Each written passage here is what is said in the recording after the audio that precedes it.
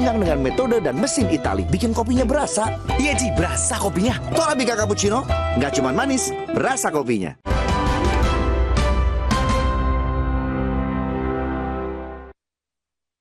PSSI terus mematangkan persiapan timnas menghadapi 4 laga tersisa di grup C kualifikasi Piala Dunia zona Asia. Ketua Umum PSSI Erick Thohir bertemu tim pelatih timnas Indonesia di Belanda, membahas persiapan laga kualifikasi Piala Dunia 2026 zona Asia melawan Australia dan Bahrain Maret mendatang.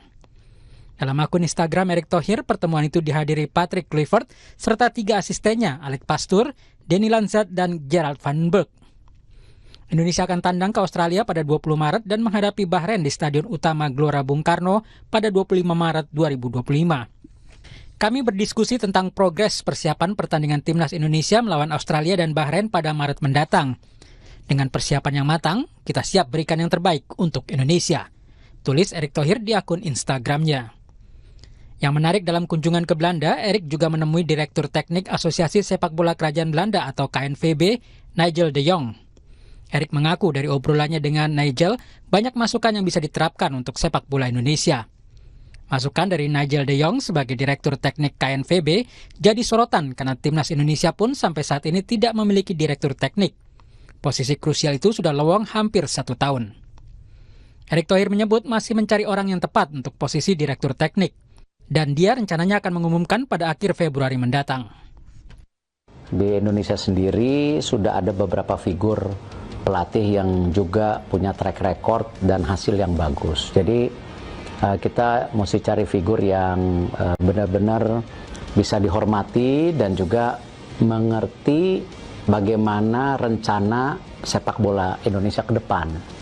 Dan yang sulit juga kita mau kan Dirtek yang benar-benar full time tinggal di Indonesia. Ya, kita sempat ada nama 3 bulan yang lalu, tapi mudah-mudahan Februari ini bisa lah, akhir Februari kita bisa pastikan itu. Posisi Direktur Teknik PSSI lowong sejak Desember 2023. Sebelumnya jabatan itu dipegang Frank Wormuth hanya selama 6 bulan. Indra Safri yang kini memegang timnas U20 pernah menduduki jabatan ini selama 3 tahun. Pengamat sepak bola Kusnaini menilai posisi Direktur Teknik sangat krusial. Dibutuhkan orang yang mengerti filosofi sepak bola Indonesia sekaligus mampu berkomunikasi dengan baik dengan pelatih timnas dan pelatih tim di kelompok usia. Kekosongan posisi Direktur Teknik itu berimplikasi terhadap situasi di tim nasional yang kemudian berujung pemberhentian Sintayong. Ya, itu salah satu konsekuensi ketika kita tidak punya Direktur Teknik yang definitif di posisi itu. Yang kedua, ketiadaan Direktur Teknik ini juga membuat program pengembangan filosofi sepak bola Indonesia agak terhenti nih. Punya persyaratan harus punya kemampuan komunikasi ya dengan semua kelompok usia di tim nasional dari mulai U17 sampai senior. Karena seniornya dipegang oleh pelatih Belanda, di kelompok usia di bawahnya pelatih lokal, maka dia harus punya kemampuan yang kira-kira mencakup hal-hal itu. Dia bisa berbahasa Inggris dengan baik karena Kluivert kan latar belakangnya Belanda, bisa bahasa Inggris juga. Tapi pada saat bersamaan dia juga punya kemampuan komunikasi dengan pelatih-pelatih lokal.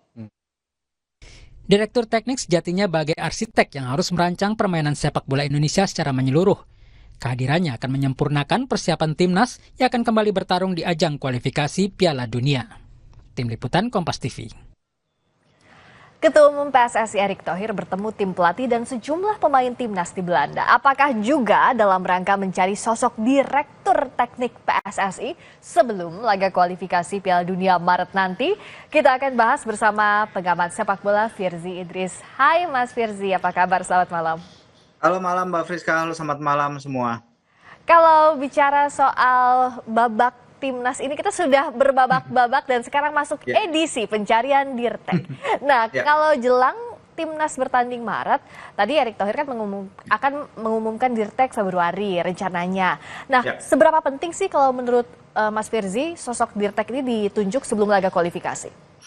Ya, tentu sangat penting ya, bukan hanya dalam konteks menjelang kualifikasi round 3 Piala Dunia, tapi juga secara strategis untuk pengembangan sepak bola Indonesia.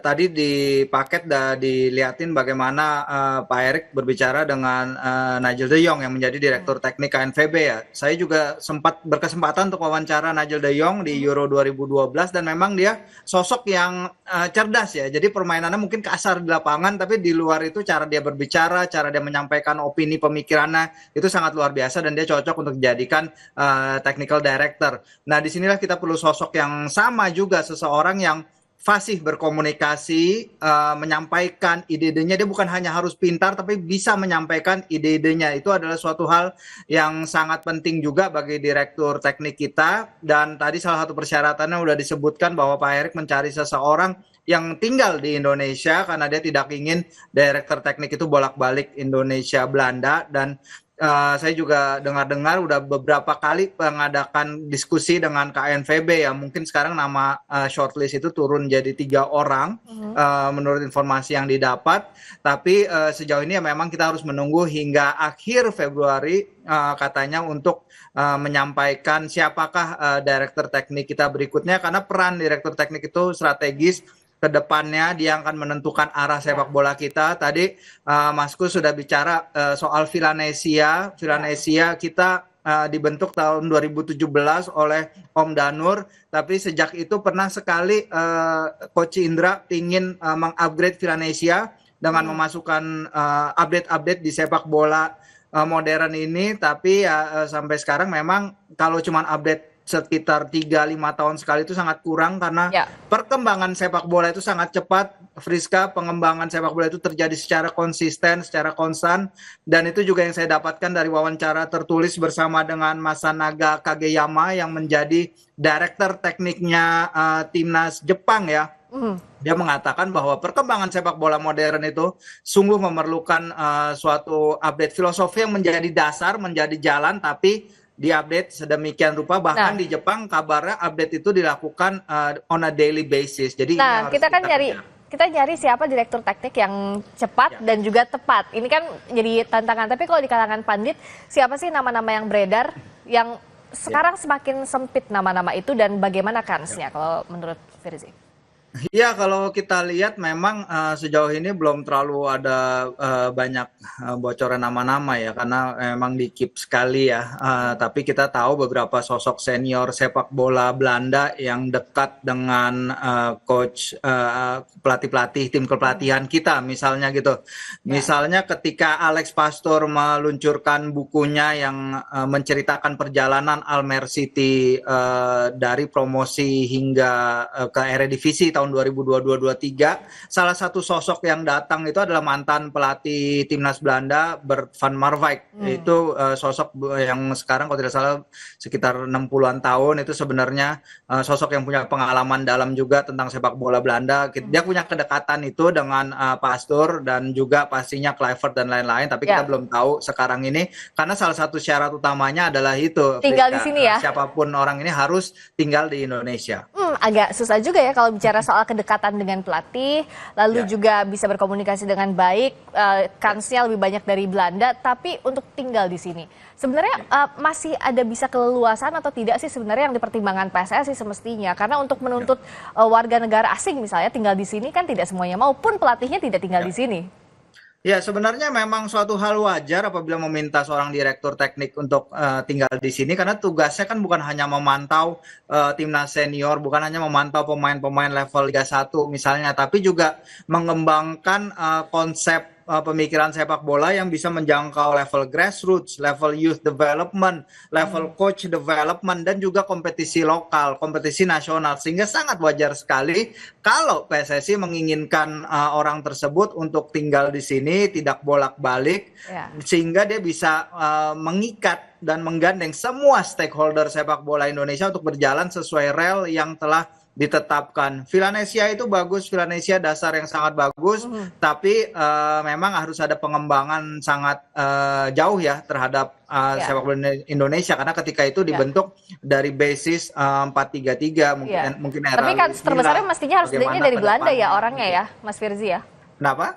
Kalau kanser besarnya harusnya dari Belanda ya, kalau melihat kedekatan dengan pelatih, meskipun tadi trikinya adalah harus tinggal di sini. Iya, waktu itu memang pernah kita kan dekat ya bukan hanya dengan KNVB tapi dekat juga dengan JFA Liga dengan PSSI-nya Jepang, Ya. begitu juga dengan di Liga Jerman, DFB. Tapi kayaknya sekarang mengarah kalau tim kepelatihannya seperti ini ya, apalagi untuk Vandenberg dia akan memegang timnas U23 dan juga U20 itu mungkin memang lebih cocok apabila datang dari anjuran KNVB, Mbak Ya. Friska.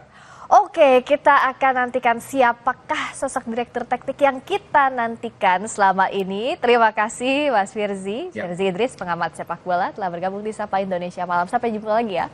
Sama-sama. Terima kasih. Berikutnya saudara, kami kembali dengan sorotan lainnya. Jenazah korban penembakan aparat maritim Malaysia akan dimakamkan di Kepulauan Rupat, Bengkalis. Sesaat lagi di Sapa Indonesia Malam.